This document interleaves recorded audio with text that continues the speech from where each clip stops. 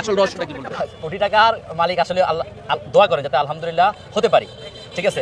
কারণ হচ্ছে সবারই স্বপ্ন থাকে জীবনে কিছু করার। তবে হ্যাঁ, কোটি টাকার মালিক এখনো হয় নাই, কারণ ওটার 100 ভাগের 1 ভাগ এখনো মনে হয় নাই। আমি জিনিস খুব সীমিত নিয়ে আসি, আর আমার চাহিদা যতটুকু আছে এর বেশি দিতে পারতেছি না, মানে চাহিদা অনুযায়ী আমি প্রোডাকশন দিতে পারতেছি না। কারণ আমার বাসায় আমি প্রথম থেকে বলে আসছি, আমার ওয়াইফ সাথে আরও 2 জন লোক কাজ করতেছে।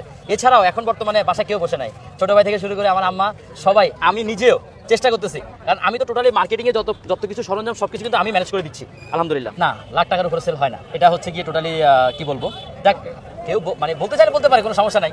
দোয়া করুক যাতে আমি ওই লাখ টাকায় সেল করতে পারি, সবাই দোয়া করবেন, কারণ যাতে বাস্তবে পরিণত হয়। আমি ওইটাই চাই, বাস্তবে পরিণত হোক। কারণ একটা ব্যবসায়ী কিন্তু চায় তার ব্যবসাটা দ্রুত আপডেট হোক। আমিও চেষ্টা করতেছি ইনশাল্লাহ, তবে এতটা হচ্ছে না, কারণ আমি প্রত্যেকদিন আসলে 40-50-এর বেশি কেক আনা আমার পক্ষে পসিবল হচ্ছে না। তারপরেও আমি শেফ খুঁজতেছি, কয়েকটা ভিডিওতে বলছি আমি শেফ খুঁজতেছি।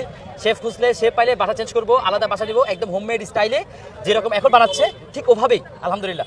একদম বড় বড় ওভেন, বড় বড় বিটার দিয়ে, মানে বড় কারখানা বানায় ফেলবো না, ছোট ছোট জিনিস দিয়ে গুণগত মান ভালো রেখে চেষ্টা করবো ইনশাল্লাহ মানুষকে সারা জীবন এভাবে খাওয়ানোর।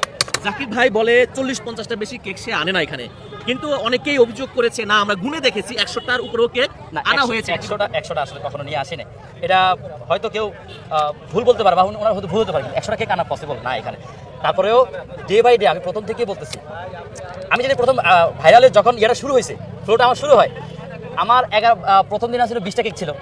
20টা কেক থেকে আস্তে আস্তে বাড়তে বাড়তে প্রত্যেকদিন যখন বাটারস্কচের চাহিদা বাড়ে, এখন বাটারস্কচটাই বেশি আনতেছি। অন্য ফ্লেভার থেকে সবাই আসতেছে, ভাইয়া আপনার ভিডিও দেখছি, বাটারস্কচটা ভালো লাগতেছে, ওটা খাচ্ছি, মানে বাটারস্কচটা আনার সাথে সাথে শেষ। প্রথম 5 দিনের কথা বলতেছি আমি। তো প্রথমে বাটারস্কচের মানে প্রোডাকশনটা বাড়াইছি, যে প্রত্যেকদিন অন্যান্য ফ্লেভার 2-3টা করে আনবো, বাটারস্কচটা বেশি আনবো। তো বাটারস্কচটা তখন প্রথম বেশি নিয়ে আসতাম। আস্তে আস্তে ব্লুবেরি, রসমালাই চাহিদাটা আরও বাড়ে। কয়েকজন ইউটিউবার ভাইয়ারা বা কয়েকজন যারা ফুড ব্লগার আছে যারা টেস্ট করে বলছে যে রসমালাই টেস্ট খুবই ভালো। জাকির ভাই যখন ব্যবসা শুরু করেছে মাত্র 3টা দোকান ছিল, এরপরে 30টার উপরে দোকান হয়ে গেছে এই আগারগাতে। আগারগা কেক মানে জাকির ভাইকে দিয়ে সবাই চিনে, সবাই বলছে জাকির ভাইয়ের কেক খেতে এসে অনুপ্রাণিত হয়ে কেক বিক্রেতা হয়ে গেছে অনেক। ব্যাপারটা আসলে আপনার কাছে কেমন লাগে? অবশ্যই ভালো লাগে, কারণ কেন ভালো লাগে সেটা আজকে বলি। আমি একজন কেক বিক্রেতা আলহামদুলিল্লাহ। এখন মূলত এটা করার মানে অন্যভাবে নিয়েন না, ম্যাক্সিমাম আমার ভিডিও দেখে কিন্তু আসতেছে। এখন এখানে মানুষ আসতেছে প্রায় ধরেন 20,000, কিন্তু আমার কেক আছে মাত্র 40 থেকে 50টা।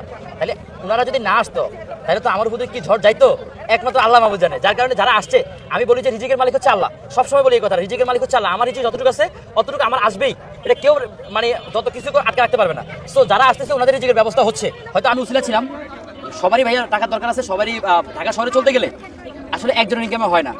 সো আপুরা যেভাবে তাদের হাজব্যান্ডকে, এখানে কিন্তু ম্যাক্সিমাম যতগুলো দোকান আছে সবগুলো কিন্তু আপুদেরই দোকান।